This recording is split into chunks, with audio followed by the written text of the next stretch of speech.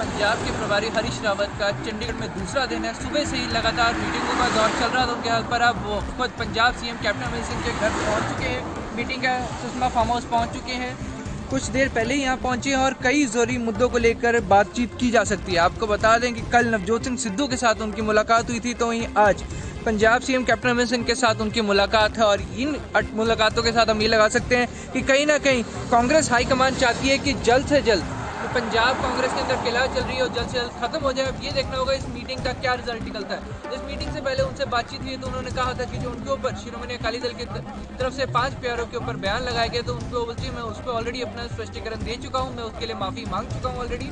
पर मेरे पे जो इल्ज़ाम लगा रहे हैं उनके ऊपर ऑलरेडी इससे ही कई ज़्यादा गंभीर इल्ज़ाम पहले ही लगे हैं, तो उनका मेरे पे इल्ज़ाम लगाना बनता ही नहीं है। इसके ऊपर वो बोल चुके हैं कि कई मुद्दों के ऊपर आज चर्चा होने वाली है पंजाब टीम के साथ। तो देख रहा होगा मीटिंग में क्या हल निकलता है। क्या इस मीटिंग के साथ समझ सकते हैं कि जो कांग्रेस के अंदर इतनी लंबी अगर गुटबाजी चल रही है वो खत्म हो जाएगी या नहीं। का अनुसरण करने वाले लोगों के ऊपर गोली चलाई, उन्होंने गुरु ग्रंथ साहब का अपमान किया, वो लोग हमसे सवाल कर रहे हैं। सर जलियांवाला आदर करते हैं। सर जलियांवाला बाग पे रावत सर जलियांवाला बाग पे कांग्रेस डिवाइडेड है। एक साइड पे कोई डिवाइडेड नहीं है। मुख्यमंत्री कहते हैं कि अच्छा किया, राहुल गांधी कहते हैं कि इंसल्ट हुई मार्टिन। देखिए किस विषय में क्या राय दी गई है वो बात संदर्भ के साथ ही होती है। आपको क्या और उसको कोई बात किस संदर्भ में कही गई है, क्या संदर्भ में ली गई है, उस रूप में देखने के बाद ही कोई बात नहीं। आपका चंडीगढ़ से अमित कुमार, ANB न्यूज।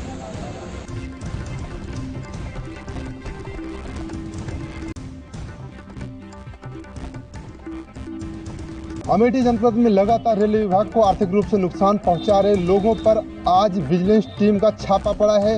पूरा मामला अमेठी जनपद के बाजार सुकुल थाना क्षेत्र अंतर्गत किसनी ग्राम सभा का है, जहां पर आज दोपहर उस वक्त हड़कंप मच गया जब कुछ रेलवे की पुलिस विभाग के लोग एक दुकान पर, एक कंप्यूटर सेंटर पर छापा मारने पहुंचे और वहां पर लोगों में अफरा तफरी का माहौल बन गया। और बात जब वहाँ पे पता चला कि जो है पुलिस की टीम आई है, तो बाद में जब मीडिया के लोगों को भी वहाँ पे मना कर दिया गया था। जानकारी पे पता चला कि ये जो कंप्यूटर संचालक था, ये जो है रेलवे की जो है साइट को हैक करके ब्लैक में टिकट को बेचता था, ब्लैक में टिकट बनाता था। तो इस प्रकार वो जो है साइबर क्राइम करता था, जिसकी आज जो है वहाँ से रेलवे की विजिलेंस टीम आई और छापा मार। कानपुर में कमिश्नरेट लागू होने के बाद से एक विश्वास जगा था जनता के अंदर कि अब पुलिस अच्छे से काम करेगी और हमारे समस्याओं का निवारण करेगी, नहीं तो कम से कम हमारी सुनवाई तो करेगी, चाहे वो समय दिन का हो या रात का। इस समय मैं कानपुर के एक ऐसी चौकी पर खड़ा हूं जो कि प्रमुख चौकी मानी जाती है जब कानपुर के अंदर उन्नाव की तरफ से कोई व्यक्ति अंदर दाखिल होता है। ये एक प्रमुख मार्ग है आवागमन का जो कानपुर से उन्नाव को जोड़ता है। और ऐसे में इस प्रमुख चौकी के अंदर गत रक्षाबंधन में एक ऐसा मामला हुआ था जिसको लेकर के कमिश्नरेट ने अपनी चुस्ती दुरुस्ती दिखाते हुए यहाँ के चौकी इंचार्ज जितेंद्र जायसवाल को सस्पेंड करने के साथ ही थाना इंस्पेक्टर को भी लाइन हाजिर कर दिया था। लेकिन फिर भी अभी हमारे दर्शक देख रहे हैं किस तरह से इस चौकी के हाल हैं। जैसे ही मीडिया इस बात की जानकारी करने के अंदर ये चौकी के अंदर आई कि क्या अभी भी चौकी में वही स्थितियां हैं, लोगों की सुनवाई होती कि नहीं होती है, क्योंकि आपको बताते चलें कि रक्षाबंधन में कमलेश चौरसिया अपनी बहन को छोड़ने के लिए लखनऊ गए थे और गुमशुदगी की रिपोर्ट लिखवाने के लिए उनके मामा इसी चौकी पर आए थे। बावजूद इस चौकी में उनकी रिपोर्ट दर्ज करने के अलावा देर रात उस कमलेश चौरसिया की शव को एक अज्ञात गाड़ी में क्षतिग्रस्त पाया गया था। साथ ही कमलेश चौरसिया मृत अवस्था में भी थे। लेकिन जब इसकी पड़ताल ANB की टीम यहाँ करने आई और साथ ही साथ केवल इसी मामले को नहीं, रियलिटी चेक ANB टीम की तरफ से ये जारी है कि क्या कमिश्नरेट कानपुर में लागू होने के बाद चीजें सही हुई है या नहीं हुई है। तो उसको जब हम अंदर आए तो यहाँ पर अभी आप सब लोगों ने देखा कानपुर में ये जो चौकी है, यहाँ पर जो अभी नवनियुक्त जो चौकी इंचार्ज हैं सतपाल सिंह के द्वारा मीडिया कर्मियों से किस तरह से दुर्व्यवहार किया गया, साथ ही उनके कैमरे को भी हाथ लगाने का प्रयास किया गया। जब मीडिया ने बताया कि कि हम अपना काम करने आए, बावजूद उसके उन्होंने अपनी पुलिसिंग, अपनी रॉबगिरी सब कुछ मीडिया के ऊपर उतार दी। कहीं ना कहीं ये देखने की बात है कि ये चौकी एक चर्चित चौकी हो गई है चकेरी थाना के लिए, और साथ ही साथ चकेरी थाना ही नहीं बल्कि यहाँ की जनता, चूंकि ये बात सच है जो कि हम लोगों ने देखा भी है, इस बात को मीडिया ने बहुत मुद्दे से उठाया था कि एक गुमशुदा की रिपोर्ट नहीं लिखी गई थी, और आज मीडिया के साथ इस तरह भद्रता करी गई है। कैमरा पर्सन सत्यम गोस्वामी के साथ अनुज तिवारी, एएनबी न्यूज, कानपुर।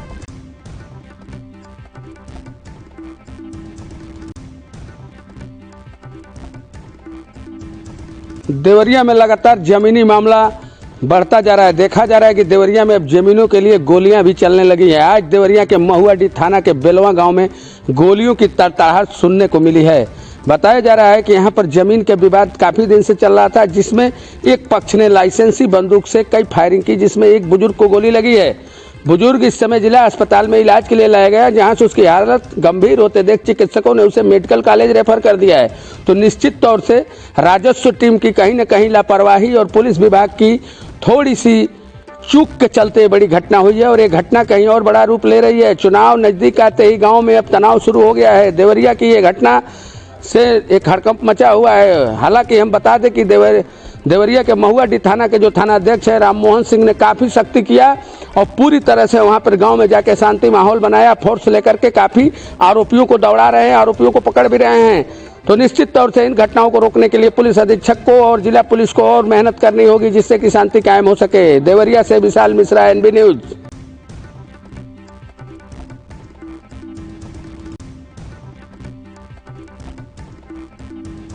गोरखपुर के रोहिणी और राप्ती के बढ़ते जलस्तर के बीच लोगों में हाहाकार मचा हुआ है। बात करें गोरखपुर के बाढ़ प्रभावित क्षेत्रों की तो लगभग 171 गांव बाढ़ से पूरी तरीके से प्रभावित हो चुके हैं। 2 लाख की आबादी इससे प्रभावित हो रही है। जिला प्रशासन का पूरा प्रयास है कि लोगों को जो भी जरूरी सुविधाएं हो मुहैया कराई जाए। इस समय हम गोरखपुर सनौली राष्ट्रीय राजमार्ग पर हैं। आप देख सकते हैं जो यहाँ चिउटावा पुल है उसका बाढ़ का पानी पूरी तरीके से सड़क पर आ चुका है। सड़क भी क्षतिग्रस्त हो चुका है। हालांकि जिला प्रशासन मुस्तैद है और लोगों को जो बाढ़ से प्रभावित है उनके लिए राहत बचाव कार्य जारी है। यहाँ पे कुछ लोग मौजूद हैं, उनसे जानना चाहते हैं। ये बताइए, यहाँ पे जो पानी आया हुआ है, ऐसी स्थिति आपने कभी देखी है? हाँ, 2017 में दिखी थी, उसके बाद से तो कभी दिखी नहीं, लेकिन पानी बहुत तगड़े। 2017 में यहाँ तक पानी आया था? पानी था यहाँ पे रोड पे। तो क्या गांव प्रभावित है? यहाँ पे लोग प्रभावित हैं? बहुत ज्यादा प्रभावित है। और प्रशासन का क्या रवैया है? प्रशासन का रवैया, प्रशासन हमेशा हम लोग पब्लिक की मदद के लिए दौड़ रही है, और हमेशा जो है पब्लिक के लिए प्रशासन ने रातों दिन एक किया हुआ है। हमने अपने सांसद और विधायकों से सूची लेकर के और जिला प्रशासन से सूची लेकर के उन सब स्थानों पर काम किया। बहुत अत्यधिक वर्षा उत्तर प्रदेश में भी हुई है, उत्तराखंड में भी हुई है, नेपाल में भी हुई है। पीछे से भी पानी बहुत तेजी के साथ आ रहा है। सभी नदियां उफान पर हैं। 39 दिन से सरयू खतरे के निशान से ऊपर चल रही हैं। 25 दिन से राप्ती खतरे के निशान से ऊपर चल रही हैं, और लगभग इतने ही दिन से रोहिन भी खतरे के निशान से ऊपर चल रही हैं। सभी नदियां उफनाने के बावजूद भी कम से कम हम ये कह सकते हैं कि हमारा उत्तर प्रदेश सुरक्षित है। यहाँ पे कुछ लोग हैं जो बता रहे हैं कि 2017 में ऐसा पानी यहाँ पे आया था। फिलहाल ये प्राकृतिक आपदा है, इसमें सब लोगों को मिलजुल कर लोगों का साथ देना है। फिलहाल बाढ़ की स्थिति गोरखपुर में विकराल रूप धारण कर ली है। हालांकि अभी बरसात का मौसम नहीं है। 3 तारीख को फिर से बरसात का अनुमान लगाया जा रहा है। ऐसे में जो पानी है इसका जलस्तर बढ़ सकता है। वहीं जिला प्रशासन पूरी तरीके से मुस्तैद है और लोगों के लिए जो भी आवश्यक वस्तुएं हैं वो मुहैया करा रहा है। एएनबी न्यूज के लिए गोरखपुर से गोविंद कुशवाहा।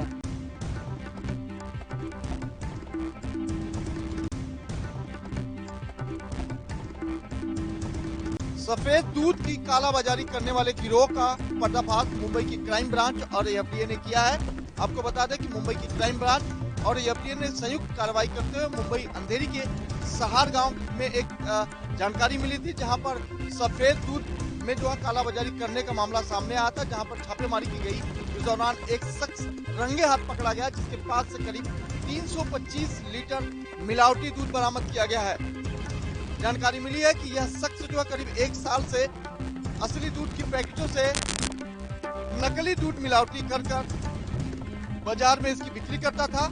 लिहाजा मुंबई क्राइम ब्रांच इसकी जानकारी मिलने के साथ ही इसको धर दबोचा। फिलहाल इसके पास से बड़ी संख्या में मिलावटी दूध बरामद किया गया। आपको बता दें कि लगातार जिस तरह से शिकायत मिल रही थी कि इस गांव में, इस इलाके में लगातार दूध की कालाबाजारी की जाती है, जिसमें यह भी जानकारी मिली है असली पैकेट से असली दूध निकालकर उसमें पानी भर दिया जाता था, जिसके बाद उसको इस व्यवस्था से पैकिंग की जाती जिससे किसी को पता तक न चले। फिलहाल क्राइम ब्रांच ने उसकी गिरफ्तारी की है, जिसके पास से 325 लीटर नकली दूध बरामद किया है। कैमरा पर्सन विनय सिंह के साथ मैं सोनी, एनबी न्यूज, मुंबई।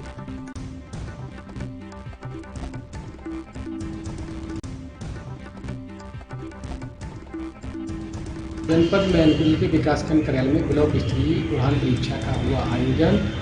बताते चले आपको, जनपद में एनपीडी में जिलाधिकारी महमूद बहादुर द्वारा कक्षा 6 के छात्रों की प्रधान परीक्षा का आयोजन किया जाता है। जो यह परीक्षा पहले विद्यालय स्तर पर कराई जाती है, विद्यालय के बाद न्याय पंचायत स्तर पर, न्याय पंचायत के बाद ब्लॉक स्तर पर, ब्लॉक स्तर पर जो बच्चे पास करते हैं उन बच्चों का सिलेक्शन जिला स्तर पर किया जाता है। तो जिला स्तर पर जो बच्चे पास करते हैं उनको जिलाधिकारी द्वारा सम्मानित किया जाता है।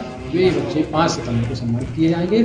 उसी क्रम में ये ब्लॉक स्तरीय परीक्षा आज करने में संपन्न हुई है। यहाँ 34 बच्चों ने प्रतिभाग किया है। हमारे यहाँ के खंड शिक्षा अधिकारी ने बताया है कि जो परीक्षा संपन्न हुई, वहाँ 34 बच्चे इस परीक्षा में शामिल हुए हैं करहल क्षेत्र से, और ये परीक्षा में जो बच्चे पास हो जाएंगे वो जिला स्तरीय प्रतियोगिता में भाग लेंगे। ये जिला स्तरीय प्रतियोगिता 2 तारीख को परीक्षा वहाँ होगी। कैमरा पर्सन के साथ में उमाकांत बातर, एएनबी न्यूज।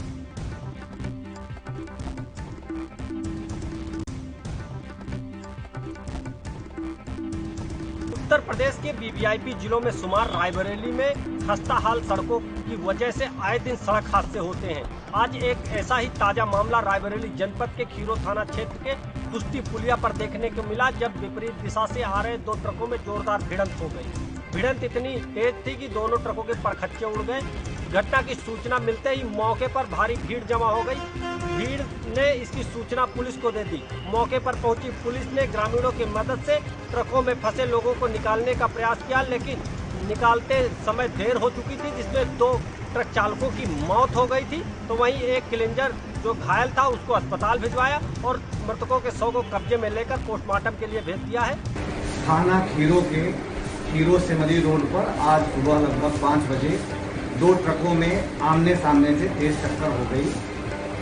इस सूचना पर तत्काल पुलिस मौके पर पहुंची और काफी कड़ी मेहनत के बाद मजरूबों को निकालकर प्राथमिक चिकित्सा हेतु अस्पताल भेजा गया, जहां डॉक्टरों की टीम द्वारा दोनों ड्राइवरों को मृत घोषित कर दिया गया तथा मजरूबों का इलाज जारी है। शेष विधिक कार्रवाई की जा रही है। कैमरा पर्सन पवन के साथ अमर प्रताप सिंह, एएनबी न्यूज, रायबरेली।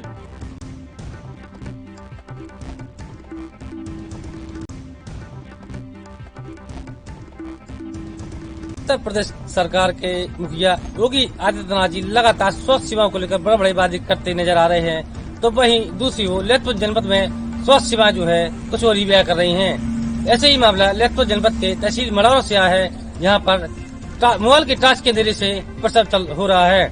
आपको बता दें ये मामला जो है मड़ौरा से है, जहाँ पर सामुदायिक स्वास्थ्य केंद्र मड़ौरा में प्रसव कराने महिला का जो प्रसव है मोबाइल की टास्क के जरिए से हो रहा है। साथ ही जो महिलाओं के प्रसव के दौरान जो नर्स है वो भी अपने मोबाइल का टाच उजाला करके प्रसव कर रही हैं। साथ ही जो महिलाओं के साथ जो तीमारदार हुए हैं उनका कहना है कि कई घंटों से जो लाइट नहीं आई है और अंधेरे में उन महिलाओं का प्रसव चल रहा है। साथ ही वर्तमान में बरसात का मौसम चल रहा है और कीट पतंगों का डर बना रहता है। साथ ही जो सामुदायिक स्वास्थ्य केंद्र मड़ौरा है, यहाँ पर तीमारदारों को नीचे लेटकर अपना समय व्यतीत करना पड़ता है। आखिर देखना यह है कि इस घोर लापरवाही का जिम्मेदार कौन है और जिला प्रशासन इस जो लापरवाह है इस पर क्या कार्रवाई करता है। ललितपुर से कैमरा पर्सन लागा सिंह के साथ नीतीश कुमार, एएनबी न्यूज।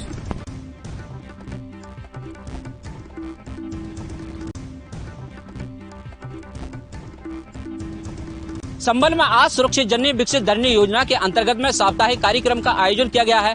आपको बता दें कि उत्तर प्रदेश सरकार की ओर से गर्भवती महिलाओं के लिए ये 5,000 की धनराशि मुहैया कराई जा रही है। इसी के तहत में आज कार्यक्रम का आयोजन किया गया।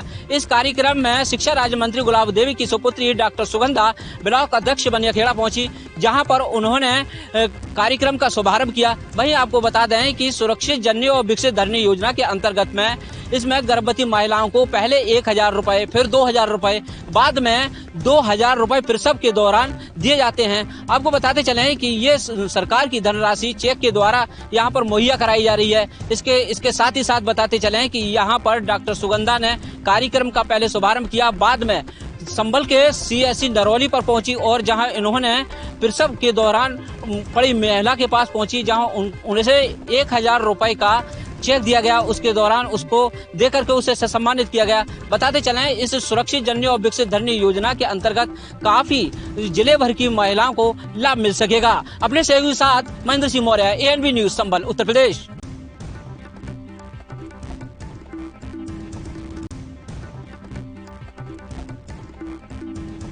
प्राथमिक विद्यालय गौरा अलीगढ़ में खड़े हैं।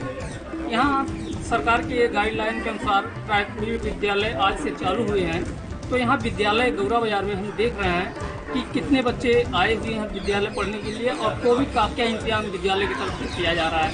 यहाँ पे हमारे साथ यहाँ के अध्यापक हैं अभय यादव जी, उनसे बात करते हैं कैसे सुचारू रूप से काम चल रहा है। बताइए, कोरोना गाइडलाइन के अनुसार विद्यालय को कैसे आप चालू कर रहे हैं?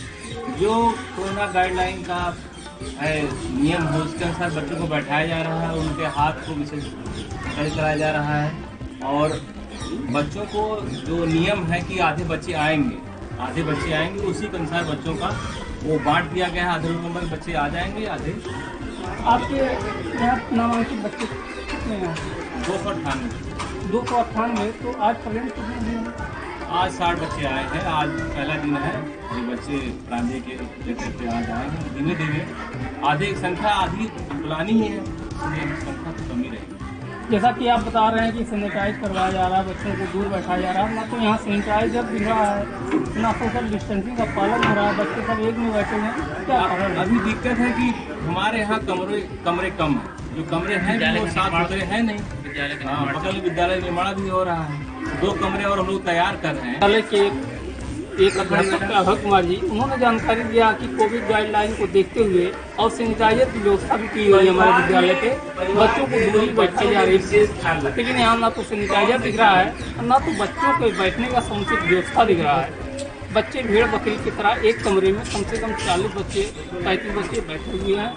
ये कहीं ना कहीं कोविड की दूसरी तीसरी लहर आने की संभावना जताई जा रही है। तो कहीं ना कहीं ये बड़ी बात होगी। ANB news, Ravindra Siddharthnagar.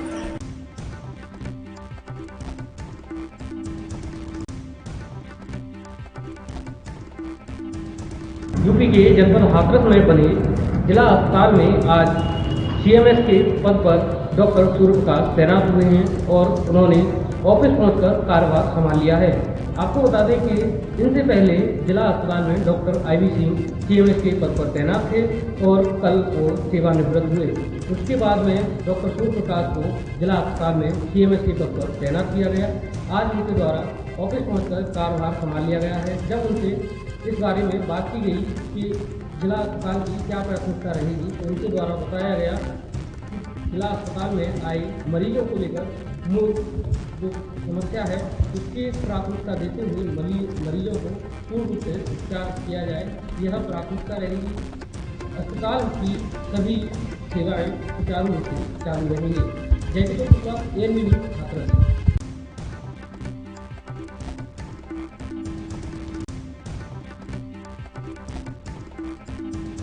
उत्तर प्रदेश की राज्यपाल आनंदीबेन पटेल आज जनपद कासगंज में पहुंची हैं। जनपद कासगंज में पहुंचकर उन्होंने सोरों स्थित बहादुर नगर गांव में पहुंचकर उन्होंने आंगनवाड़ी कार्यकर्तियों के साथ वार्ता की है। वहीं पर अगर बात की जाए नवजात शिशु को उन्होंने खीर खिलाकर उनका लाड़ दुलार किया है और वहीं पर जो गर्भवती महिलाएं हैं उनकी गोद भराई की गई है। उसके बाद वो कुष्ठ आश्रम लहरा पहुंची, जहां पर उन्होंने कुष्ठ रोगियों को कंबल और फल वितरण किए। वहीं पर सोलर लाइट लगाई गई। आपको बता दें, यूपी की राज्यपाल आनंदीबेन पटेल ने कहा कि ये एक ऐसा रोग है जो कि परिवार को खा जाता है और राज्य सरकारों के द्वारा कुष्ठ रोगियों के इलाज के लिए हर संभव मदद की जाती है और मैंने तय किया है कि जहां जाती हूं वहां जिसको जो ज़रूरत होती है करती हूं। जिला अधिकारी की मांग पर कुष्ठ आश्रम में आज सोलर लाइट और फल कंबल वितरण किए गए वहीं यूपी की राज्यपाल आनंदीबेन पटेल ने कोरोना काल पर बोलते हुए कहा कि सभी राज्यों की सरकारें ने कोरोना में बेहतर काम किया है और गुजरे हुए लोगों को, अनाथ हुए बच्चों और राज्य सरकारों पकड़ा है। वहीं पर उन्होंने कुष्ठ आश्रम के बाद सोरों बारा भगवान मंदिर के दर्शन और पूजा अर्चना की, जहां से वो कलेक्ट्रेट सभागार रुद्राक्ष सभागार में पहुंचकर टीबी रोगियों के बारे में अधिकारियों के साथ बैठक कर रही हैं, जिसके बाद वो यहां से प्रस्थान कर जाएंगी। कासगंज से ANB न्यूज़ के लिए मैं अतुल यादव।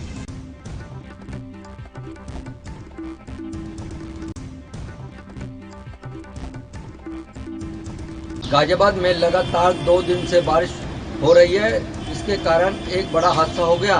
बताते चले कि आज करंट लगने से 5 लोगों की मृत्यु हो गई। स्थानीय लोगों ने इसकी सूचना पुलिस को दी। पुलिस मौके पर पहुंची, घायलों को हॉस्पिटल ले जाया गया, जहां पे डॉक्टरों ने इनको मृत घोषित किया। पुलिस का कहना है कि जांच कराई जा रही है, जो भी दोषी होगा उसके खिलाफ कार्रवाई की जाएगी। स्थानीय लोगों का आरोप है कि दुकानदार की लापरवाही की वजह से करंट लगा है इन्हें और उनके खिलाफ FIR दर्ज की जाए, लेकिन पुलिस का कहना है कि जांच की जा रही है। जांच के बाद ही जो दोषी होगा उसके खिलाफ कड़ी कार्रवाई की जाएगी। क्या हुआ है आज यहाँ पर? यहाँ पे एक इलेक्शन स्टार्ट हुआ था शॉप पर राकेश मार्ग। तो कितने लोगों के यहाँ चोट आई है लगभग? 4 लोग हैं। अच्छा, बताया जा रहा है कि कोई एक्सपायर भी हो गया? हाँ, एक लड़की है 12-13 साल की, वो जैसे हॉस्पिटल में। ये किसी लापरवाही से हुआ है? शॉप की कमी है, शॉप की कमी है। गाजियाबाद से कैमरा पर्सन सोनू के संग में परवीन अरोड़ा, ANB न्यूज के लिए।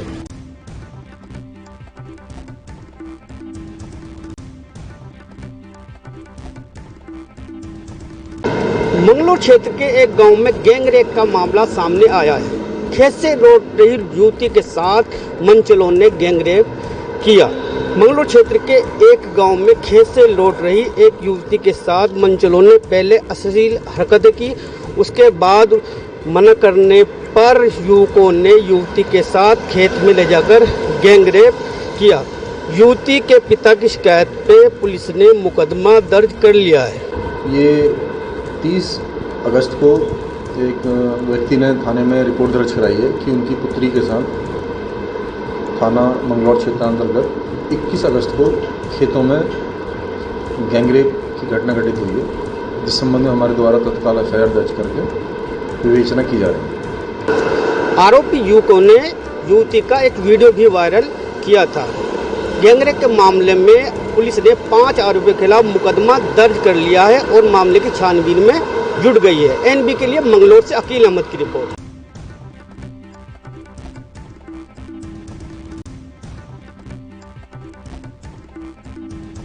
आज हम पहुंचे हैं दोबारा से रुड़की की कावड़ पटरी पर, जहां पे हम आपको दिखाएंगे कि जिस तरीके से यहाँ पे एक जो है गंगनहर बहती है। और वहीं पे जब हमने कुछ समय पर वो आपको जो है एक खबर से रूबरू कराया था कि जिस तरीके से ये जो सेफ्टी वॉल है यहाँ पे टूट गई थी, कहीं ना कहीं विभाग ने इस मामले को जो है संज्ञान में लेते हुए इसके ऊपर जो है एक प्रकार के क्यूब यहाँ पे रखवाए हैं, जो कि बहुत भारी हैं। और इनका फायदा ये होगा कि अगर यहाँ सामने से, मैं अपने सहयोगी कैमरामैन से कहना चाहूँगा, यदि सामने से यहाँ से हरिद्वार की तरफ से कोई गाड़ी आती है तो सीधा सीधा यहाँ पे अगर टकरा भी जाती है तो उसको जो है कोई जनहानि नहीं होगी ऐसी, क्योंकि विभाग द्वारा जानकारी हमें दी गई है कि इस पे जो है रिफ्लेक्टर्स यहाँ पे जो है पट्टियाँ लगा दी जाएंगी। जो व्यक्ति यहाँ से हरिद्वार की तरफ से आते हैं तो उनको यहाँ पे रात्रि के समय साफ तौर पर यहाँ पे जो एक पट्टी नजर आएगी कि यहाँ पे एक एरो लगाया जाएगा, जो विभाग द्वारा जानकारी हमें दी गई है। वाल थी वो गिर गई थी उसके एक्सीडेंट से। उन्होंने तेज रफ्तार से, मतलब या कुछ सुनने में आया था कि कुछ अल्कोहल वगैरह किए हुए थे। खैर वो फिर भी हमने अपने अधिकारियों को बताया और हमारे SDO साहब, निमेश साहब और हमारे एक्शन साहब, वर्धन साहब, इन्होंने तुरंत उससे संज्ञान लेने के मुझे निर्देश दिए। और मैंने नेक्स्ट डे ही उसमें टेम्परेरी तौर से सुबह के टाइम जाली लगवा दी थी, लेकिन वो जाली भी एक टेम्परेरी ट्रीटमेंट था। फिर इसके बाद मैंने उसमें CC ब्लॉक रखवाए हाइड्रा से। तो CC जिस तरीके से जो है हमने खबर आपको दिखाई थी, कहीं ना कहीं विभाग ने इस पर संज्ञान लेते हुए इसको ठीक करा दिया गया है। और कहीं ना कहीं जो है आने वाले जो समय होगा, जो जनहानि होने वाली थी वो अब नहीं होगी। तो कहीं ना कहीं जो है विभाग इसमें सतर्क हुआ है। ANB न्यूज के लिए डालचंद्रा, रुड़की।